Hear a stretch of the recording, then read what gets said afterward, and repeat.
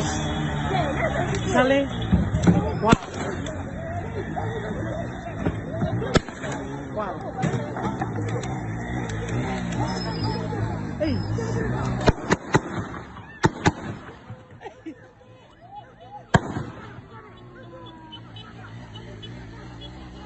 Ọ̀pọ̀ ọ̀dọ́ sá àsálà fún ẹ̀mí rẹ̀ níbi ètò ìdìbò ọdún 2023 tó wáyé ní ọjọ́ 25 oṣù kejì ọdún 2023. Àwọn ọ̀dọ́ sá àsálà fún ẹ̀mí wọn nítorí ìró ìbọn tó ń dún.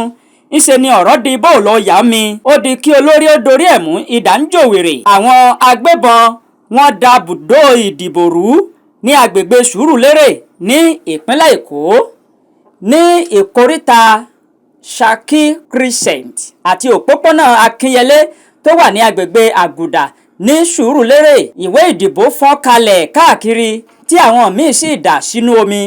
Ńṣe ni àwọn olùdìbò ń sá àsálà fún ẹ̀mí wọn nígbà tí wọ́n gbọ́ ìró ìbọn tó ń dún lemọ́lemọ́. Kódà àwọn elétò ìdìbò wọ́n gbé ẹ̀rọ tí wọ́n fi ń ṣe àyẹ̀wò káàdì wọ́n gbé e sá lọ.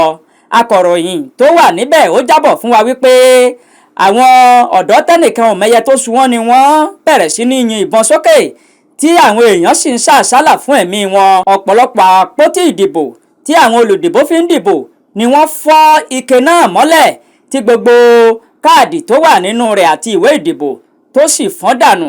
Àwọn ike ọ̀hún lẹ̀ ń wò wọ́n o.